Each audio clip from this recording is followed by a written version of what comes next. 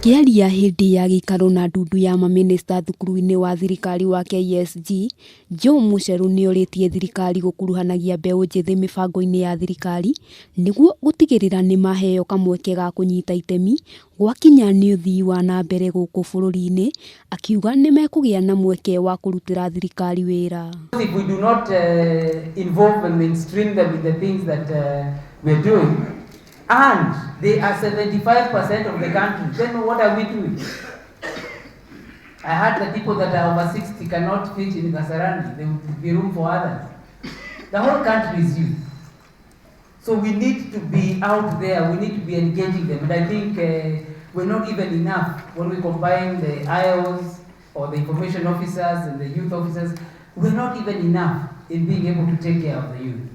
Our president loves you. Mucheru augite namba nene ya andu aria marutagira thirikari wira ni makiritie miaka 35 noguo agacakaya kuona gicunje kia mbeu njithi wira-ini wa thirikari githiite na mbere na gukundera, akiuga kwaya kugia na mwanya munene hindi iria andu aya makahuruka wira. Must equip them, give them the right skills, the right training, the things that they actually need, so that they have something that they can call their own.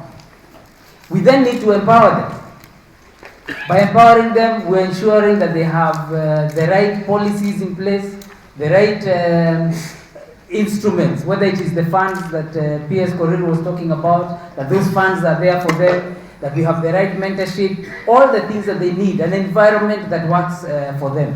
Oho Mucheru nioritie andu guteaniria mihuhu iria iratheremio igie BBI, akiuga itanya ria BBI ni kurehe uiguithanio gatagati ka Kenya, no ti guthondekera andu amwe ite thirikari-ini. Ihinda-ini riu mwandiki mukaru wa mohoro no kinyaniria Jerome Ochieng akiuga ihinda ni ikinyu ria honge ciothe cia thirikari kurutithania wira na urumwe, kuona a Kenya ni marabatara kuheo motungata maria magirire. It is our responsibility to ensure that we have rolled out the ICT infrastructure across all government. You probably must have heard of the National Optical Fiber Backbone Infrastructure. That's the infrastructure of fiber that links the whole country.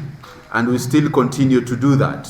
And beyond the fiber that runs along the main highway, we also try to make sure that we do what we call the last miles, that we connect our fibers to respective institutions. Handu-ini Hakameme TV, ritwa riakwa ni Wambui wa Njuguna.